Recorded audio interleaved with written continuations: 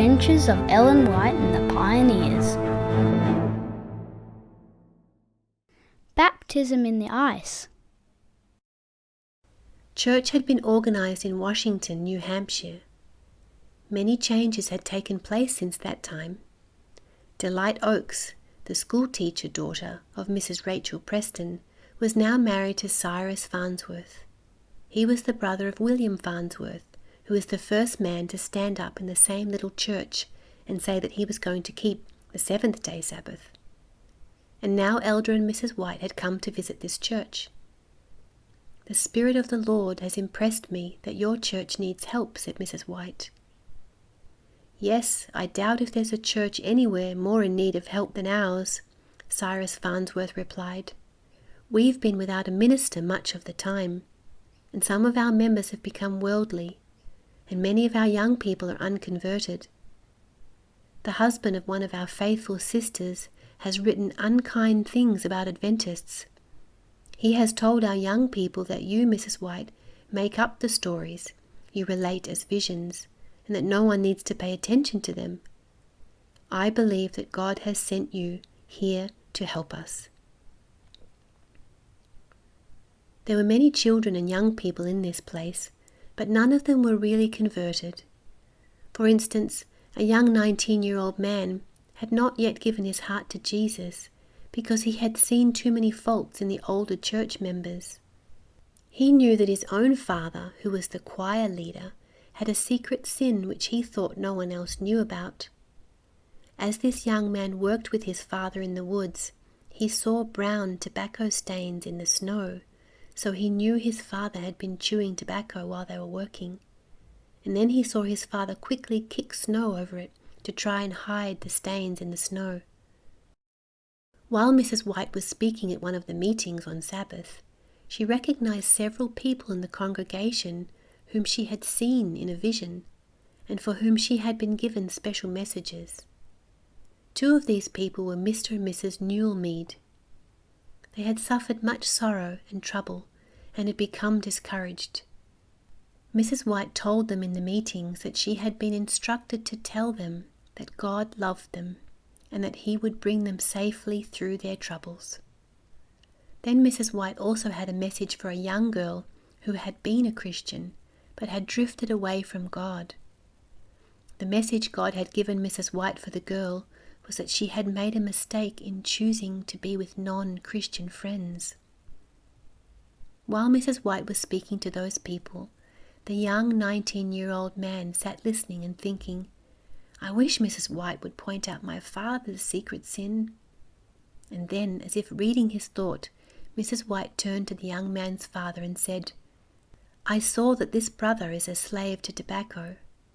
But the worst of it is that he's trying to deceive the other church members into thinking that he has given up tobacco, as he promised to do when he joined the church."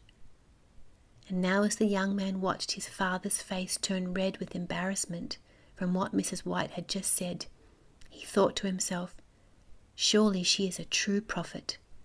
Only an angel could have shown her all these secret things." It happened just as Amos 3 verse 7 says, "He reveals his secret unto his servants, the prophets."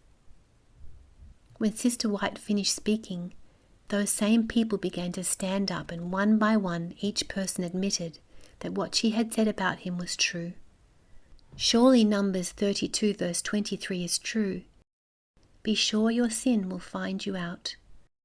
And with tears in their eyes they asked God and also the church members to forgive them. Parents and children confessed to each other and asked for forgiveness. And even the man who had said and written the unkind things against Mrs. White and the Adventists was sorry and humbly asked to be forgiven. And who was the man who had been chewing tobacco? It was none other than William Farnsworth, the same man who had stood up so bravely in the same church years before and said that he was going to keep God's seventh-day Sabbath. He had stopped chewing tobacco many times, but later he would give in to Satan's temptations and secretly buy some more tobacco and hide it until he was alone. But from that day when Mrs. White revealed his secret sin, he realized how much God loved him to send Mrs. White there to help him. He determined to gain victory over this bad habit, and he did. And who was the son who saw his father hide the tobacco stain in the snow? It was Eugene Farnsworth, who later became a great Seventh-day Adventist evangelist.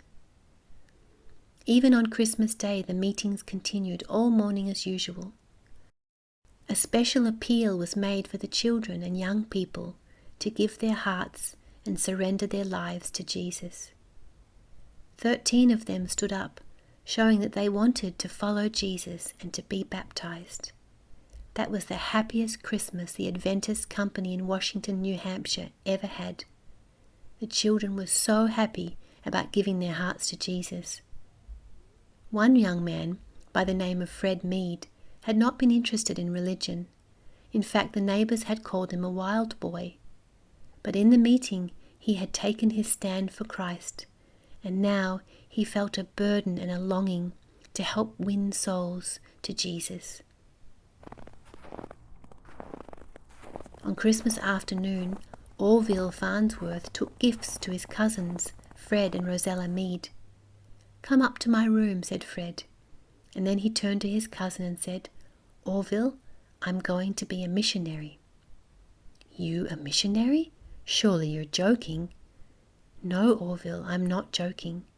I wish you could have been at the meeting this morning." Fred pleaded with Orville to give his heart to Jesus, and he did. And finally there were 18 young men, women and children requesting baptism. But their parents told them that they would have to wait until the lake thawed out in the spring because there was no other place for baptizing. But 12 of the 18 said, "We cannot wait. We want to be baptized now." So the young men went to the pond near Cyrus Farnsworth's house and cut out blocks of ice 2 feet thick, exposing a little pool of water underneath. They cut steps in the ice so they could walk down into the water. These 12 people were baptized even though the temperature was 10 degrees below zero. And as soon as they stepped out of the cold water, they were wrapped in blankets and hurried to Mr. Farnsworth's house. And no one was sick because of this unusual baptism. And the other 6 were baptized later in the spring. As these young men became older, they took an active part in giving this truth to the world. Fred Mead did become a missionary in Africa.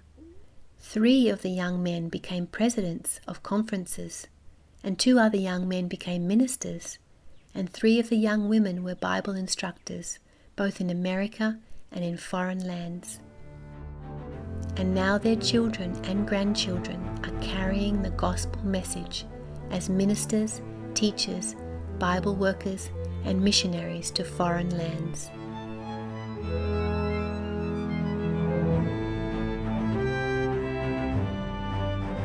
Come and join us next time to hear about little lights all around the world.